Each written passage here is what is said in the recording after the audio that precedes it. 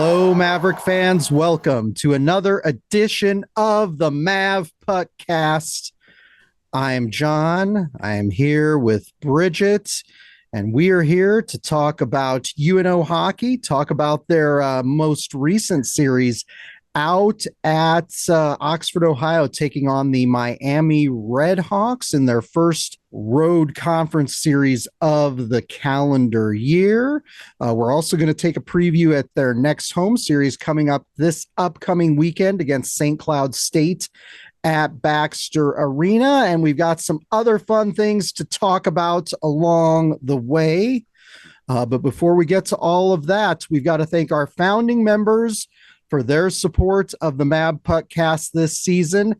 As I'm talking, you are seeing a scroll of the names of those who signed up to be founding members and support our efforts here on the podcast and at mavpuck.com. You'll also see this same scroll at the end of each episode of the Mavpuckcast.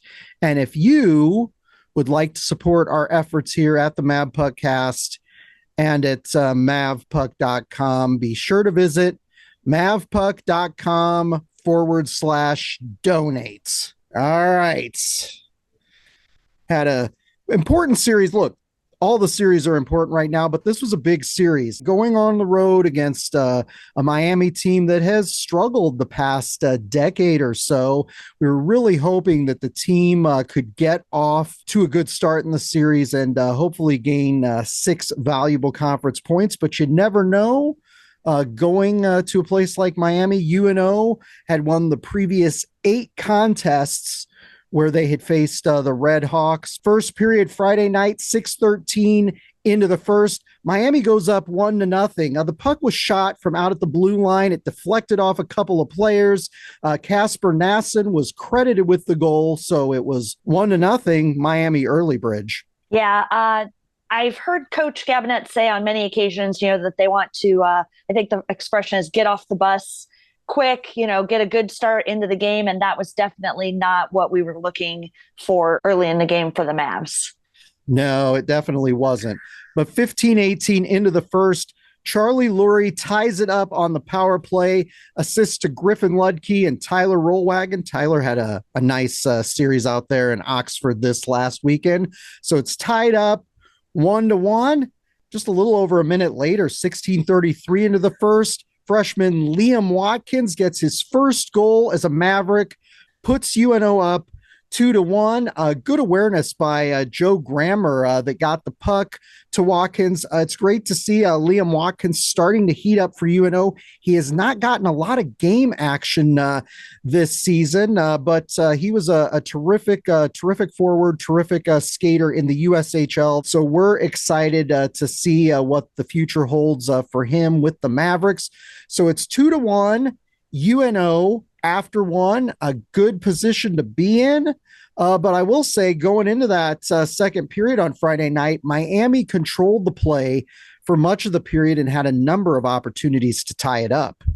Yeah, Omaha spent way too much of their time chasing the puck in their own defensive end. Fortunately, though, things took a turn in the second period. With a little over a minute left in that second period, Harrison Israels puts UNO up 3-1, was unassisted in the slot. Patience on his part, great awareness there to put the puck in. That's always a killer in the closing seconds of a period to get a goal to put UNO up 3-1. Because again, it was just a 1-goal differential for most of that second period. And you're thinking, if Miami can take this thing into the third, an odd bounce here, an errant pass there, and they might be able to tie it up. But it was 3-1 UNO after 2, 7:47 into the third. Dylan Gratton puts UNO up 4-1. Gratton shot the puck from below the goal line. It was kind of an odd angle shot, and it went in off Miami goaltender Bruno Braveris. UNO goes on to win the Friday contest 4-1. A great way to get started out there at Steve Cady Arena in Oxford, Ohio. Yeah, a couple of good things from that game. One, getting a power play goal. We've talked before in the past about how the Mavericks have struggled on the power play. So for Lurie to get a power play goal, that was huge for the Mavs. And then Dylan Grattan shot. Good things happen when you put the puck on the net. And like you said, kind of a butt goal for the Miami goalie there. It went in off his backside. But again, you just got to throw things at the net and see what happens. In this case, the Mavs got rewarded. So huge win for the Mavs to start that series.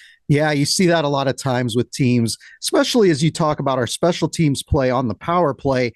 Sometimes the tendency can be to pass it a little bit too much, try to wait for that perfect shot. And sometimes you just put the puck on net and good things will happen. And we saw that a number of times this weekend. I will note Miles Hillman got injured in that Friday game, which we hate to see. We were singing his praises. Jason and I were on last week's episode of the Mavpuckcast. Been a very talented freshman for us, playing on that line with Israels and Risk. So he was not available for us on Saturday night. Kevin Radler got the start in net for UNO. We had thought in a series like this that he might get some action. It's a good idea to get a freshman goaltender some game action when you can. It's also a good idea to let a guy like Simon rest because we're going to need him down the stretch. So always good to give him a rest when you can and get Radler some experience. Miami also started a different goaltender. Bruveris did not start in net Saturday night. Grad transfer Brett Miller, who transferred to Miami from Rensselaer Polytechnic Institute, was in net. And looking at that first period Saturday night, 12:37 into the first, Miami freshman forward John Emmons puts the RedHawks up 1-0. It was a no-look pass from Ambrosio that set that up. So Miami got the scoring started there on Saturday night, Bridge. Same song, second verse. Letting the opponent score the first goal generally doesn't bode well for the Mavericks.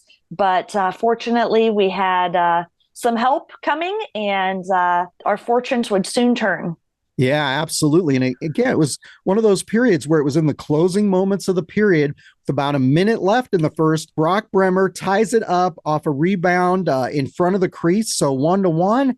And then with 0.5 of a second left in that first period, Dylan Grattan, who we talked about for the Friday game, the defenseman who transferred in from Penn State, puts UNO up 2-1. It was a great pass from Liam Watkins to set that up. So 2-1 UNO after one. Got a tough position for Miami to be in. They're trying to get some positive momentum, and they've been on kind of an extended losing streak. They played tough in their series, but difficult for them, but a good position for UNO, being up by 1 goal going into the second period. And about midway through the second, 9:51 into that period, Jacob Gavin puts UNO up 3-1. Gavin tipped in a shot that Brady Risk fired from kind of an odd angle shot, kind of from the boards. Gavin just glided across the slot to put that home, Bridge. Yeah, again, what we were just talking about, put the shot on net, see what happens. Sometimes it's a juicy rebound, and sometimes it's a matter of being in the right place at the right time. And you were really impressed with Jacob Gavin's play on that. I think we watched that replay 2 or 3 times. You thought, how did he make that happen? But again, just a great play by Gavin to get that puck into the net. Talented junior defenseman out of Quebec. Really have enjoyed watching him play over the course of the last 3 seasons. UNO had a number of opportunities to add to their lead during the latter stages of that second period, but it stayed 3-1 after 2, and there was no scoring in that third period. Omaha goes on to win the game 3-1. We swept all 4 games against Miami this season. And as the commentators on the Miami RedHawk broadcast talked about, UNO has won the last 10 versus Miami. There was a time back when we were still playing in the CCHA days before there was realignment, when Big Ten hockey came along, that Miami program was one of the top programs in college hockey, and we struggled against them. So yeah, a good outcome for UNO. Great outcome winning your first 4 games of the second half. and getting 12 big conference points to start the new year. But Bridge, I've got to ask you, who is your player of the week for that sweep out there in Oxford, Ohio against the Miami RedHawks? Well, we outscored Miami 7-2 on the weekend. So there were a lot of candidates for my player of the week. And I love the scoring by committee approach. So it made it a little bit more difficult to pick this week than maybe in some other ones. But my pick is freshman forward Liam Watkins from Okotoks, Alberta. Longtime Mavericks would know is also the home of former Mav or Old Bull Kirby Proctor. And fun fact, both of them played for the Des Moines Buccaneers. But let's talk about Liam's performance this weekend. As you talked about in your game recap, he had a goal, he had an assist. It was his first goal as a Maverick, and he is only playing his fourth and fifth games as a Maverick. Like you said, hasn't had a lot of playing time. He was injured in a weird incident before the season started, so he was out of the lineup for those first couple of series, but he was nominated for NCHC Rookie of the Week this week too. So it's not just us taking notice of his performance. He didn't get Rookie of the Week? No, it was the UMD, one of the Plant brothers got Rookie of the Week. That's not surprising. A little bit later this season, we haven't faced Minnesota Duluth this season, but the Plant brothers, they look super young, but they are very talented forwards up there in Duluth for Scott Sandelin. So excited to talk about them on a future episode of the podcast. And as you mentioned, it's last season, before coming to UNO, he played for the Des Moines Buccaneers in the USHL. He had 23 goals and 20 assists for the Buccaneers. Before that, he played 3 seasons for the Spruce Grove Saints in the Alberta Junior Hockey League. And of course, Coach Gabinet being from Alberta, we like those Alberta players on UNO's roster. You mentioned Kirby Proctor, Ty Mueller, who's playing professional hockey this year. Yeah, he's another Alberta product that we've enjoyed. And yeah, Liam Watkins gets his first goal, has 1 goal and 1 assist on the season. And I'm excited to see how he's integrated into the lineup as the coming weeks go on, as we progress through the second half grind of NCHC play. I've got to go with junior defenseman Dylan Gratton. 2 goals during the Miami series. His first goals, both this weekend as a Maverick. He has 2 goals and 7 assists this season. He is a transfer from Penn State. So he had a couple of years with Guy Gadowski out there at Hockey Valley, as they call it, for the hockey team out there in Pennsylvania. Yeah, he also had 3 blocked shots on the weekend, which again, that's one of the things that he told me we were on a plane ride back from one of those hockey in the desert trips. I happened to be sitting next to him on the plane due to my own negligence in not getting my Southwest check-in done at the precise second that it opened. But he told me that one of his specialties is just keeping the puck out of the net. And he certainly did that. He had an amazing save on Saturday night when the puck got behind Kevin Radler in the crease, and he made a quick motion to sweep it out, saving a potential Miami goal there. So great addition to the Maverick blue line. Great to see him getting going offensively too, because again, he had said, he's much more of a defensive-minded defenseman, and to get 2 goals, including the game-winning goal on the weekend, is just a great accomplishment, and well-deserved NCHC Defenseman of the Week honors for him as well. Transferred in from Penn State. Bridget and I are big fans. There's a web series that Penn State has that you can watch on YouTube called the Penn State Hockey Story. It's not, I don't think it's every month throughout the season, but they tend to have like 4 or 5 episodes a season. So if you go back and watch last season, you can see a few highlights of him in action out there playing for Guy Gadowski. So yeah, a good weekend for him, and it's always nice to get a chance to honor a defenseman. But today As we are recording this episode, it marks the 25th anniversary of the day that we registered the MavPuck.com domain name. I remember the day because I think we were sitting in our office there at 68th and Grover. Our business, before it became a home-based business, we had an office. We worked out of two different offices for about 10 years, the first 10 years of our business. So we had an office location, and I was working on learning to build websites. And I thought, you know what would be fun? Let's build a website for UNO hockey. Let's build a fan site. But it's been an interesting 25 years, Bridge, as you know.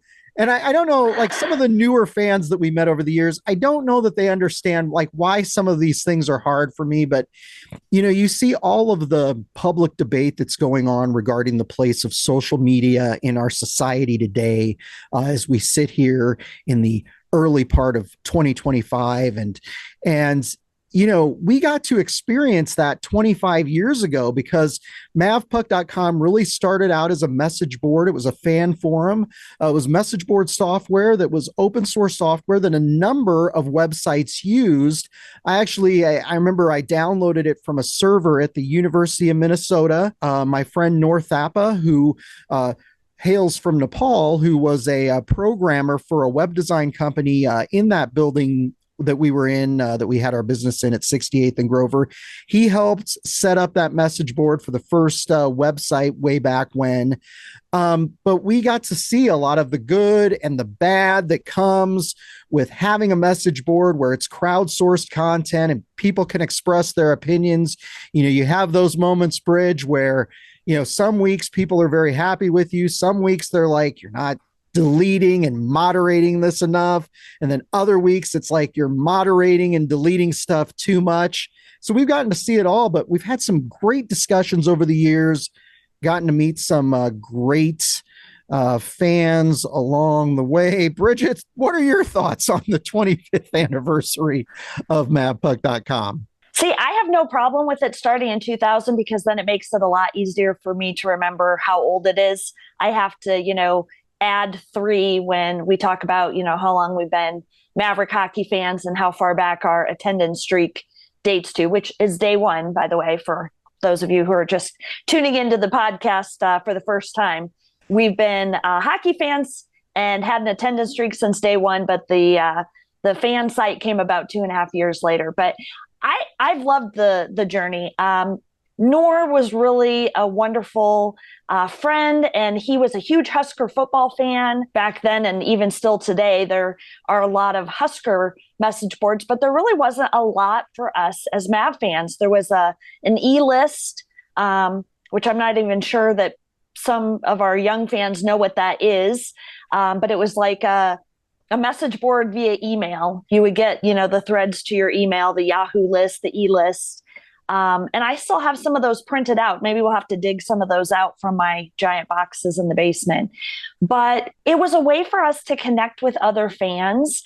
And like you said, it's that community of fans, I think, that has been the biggest benefit to you and me over the years. We've had such wonderful people come into our lives because of Maverick hockey and have lifelong friendships. The best man at our wedding was someone that we met through Maverick hockey. And so I think just, reflecting on these past 25 years, there's been some down things, like you said, especially getting blamed for things that were said on the message board that, it wasn't you or me that said it. It was, just something on our platform. But I think overall the good outweighs the bad. And I'm really looking forward to, the next 25 years. I'm going to be kind of old by then. Yeah, I know. You think about that. I'm 52 now, so you think about being 77. And there were like a month or two ago, there were a couple of Mav maniacs who asked me, how do we take over MavPuck.com? And I'm like, well, thank you for making me feel older than I already am. So yeah, we'll have to see. I need to, continue exercising every day and taking vitamins to keep it going another 25 years. It's a long time to have a fan site like this. There have been a number of fan sites for big college teams like Boston College and the University of Minnesota that have gone by the wayside over the years. People, they move on in life, they have other, commitments with their time, family commitments, work commitments, etc. And sometimes these things don't last. As thinking back, there was a website that was just dedicated to every team that played in the state of Michigan. And it wasn't all teams in the same conference. It was just Michigan teams. It was called Mishco. And they had a website that was just dedicated to those teams that no longer exists anymore. It was a guy named Mark Kohler who started that. And so it's kind of fun to hang around. I don't know if it means that I'm just stubborn and I don't give up on things. I think that that's probably what it means.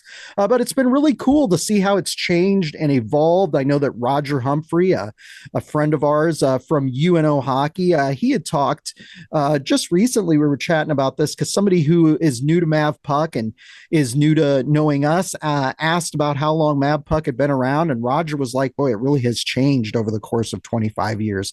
And it really has. So it's been kind of fun to, have the site evolve as technology changes and as methods of communication change. Certainly, we didn't do a podcast before. I remember when Jason Combs back in spring of 2018 brought up the idea of doing the podcast. So we do the podcast. We don't really have the message board anymore. We're more ensconced on the social media platforms, on X, in our Facebook group, on our Facebook like page. So things change and evolve, and it's kind of a great laboratory for our business because we do marketing communications work to be able to test out some of these platforms, try them out, learn the strengths, learn the weaknesses, learn about some of the potential pitfalls before we use these technologies with our clients. And I just want to say, I appreciate the Maverick Maniacs who recognize what an institution that MavPuck is, and they want to keep it going for the future. So if Scotland is not interested in taking over MavPuck, Mav Maniacs, you're my next call. And I do wish more people would start fan sites and start fan podcasts. I know it's hard. It's a tough commitment to do, and it's hard to stay consistent, but I think it's really important because you mentioned Husker football and how dozens and dozens of fan sites and podcasts and Twitter accounts, etc. And I always think that that's good to be able to increase engagement for any team you're talking about. So we do what we can. And of course, as always, all of the folks we've met along the way, those that have come and gone, those that we're still friends with today, we thank you so much for your support of Mavpuck.com. And here's to another 25 years, Bridge. Yes, gotta be wheeling me into the game. So I'll tell you what. But getting back to the task at hand, Bridge. All right. So we've got to talk about the NCHC standings. Pretty exciting time to be a UNO Maverick fan. Omaha is currently in third place in the National Collegiate Hockey Conference. It's a tight race right now. There are 11 points separating the first place team, Arizona, with 25, from the eighth place team, St. Cloud State, that has 14. And UNO's in third, and we're only 2 points out of that first place position. Yeah, and there were a couple of brief moments, both on Friday and Saturday night, where screenshots were taken because Omaha was at the top of the NCHC standings. But of course, that didn't last as other results came in. Yeah, because we were playing Miami in the Eastern time zone, we got to enjoy for an hour being in first place. But yeah, tight conference race right now. Certainly the surprise story of the season is Arizona State. And I guess equally a surprise story would be St. Cloud State sitting in eighth place in the NCHC. Miami's in ninth. So St. Cloud in a lower spot than we predicted that they would be in early on in the season and in preseason when we were talking about where we thought the teams would fall this season. And that leads us into our discussion of St. Cloud State coming in to Baxter Arena. It'll be the second time we've seen the Huskies this season. We played them up at the Herb Brooks National Hockey Center at St. Cloud State University back in December, a very entertaining series. The Huskies have been struggling a bit as of late. The Huskies are 11-11 overall, so sitting right at 500. They are 4-8 in NCHC play. They've lost their last 4 games. St. Cloud State, of course, is led by head coach Brett Larson, who seems like a super nice guy. Anytime I see interviews with him, seems like a really good guy. Larson is in his 7th season with the Huskies, and he has a 134, 87, and 21 record. Bridget, what are your thoughts on St. Cloud State coming in for a big series here at Baxter Arena? Well, the good thing is, kind of like with Miami, we know a little bit about what to expect because we've played them so far this season. When we were up there in St. Cloud in December, Omaha got the Friday night overtime win falling on Saturday night, but we faced this team, so we know what to expect. Like you said, they're on a bit of a slide, which makes them a little bit dangerous at this point. They're definitely not as bad as their record indicates. They've had a lot of kind of tough games and have the inverse record that we do in NCHC play, but I don't expect that to be the case for them this entire season. I think that they're better than their record indicates, and we need to take them seriously. Even though they're, down in the standings from us, they're still a dangerous team. And I think the Mavs are going to have to get a quick start, not allow those first period goals like they did at Miami if we're going to be successful this weekend. Yeah, this is one of those interesting series. And as you mentioned, potentially dangerous when you're dealing with teams who are on 2 different trajectories. UNO winning its last 4 games, St. Cloud State losing its last 4 games. Don't take this team for granted coming in here because they have a number of talented players. They get talented recruits every year. Players to watch. Freshman forward Austin Bernavec leads the team in points with 9 goals and 9 assists. He is an Anaheim draft pick. Sophomore forward Barrett Hall is second on the team in points with 4 goals and 12 assists. But he's been quiet the past couple of weekends for St. Cloud, so we'll see if he gets going when the Huskies come to Baxter Arena here this upcoming weekend. Sophomore forward Tyson Gross is third on the team in points with 7 goals and 6 assists. He had 4 goals and an assist against Omaha last December when we played up there in St. Cloud, so he's definitely a player to watch.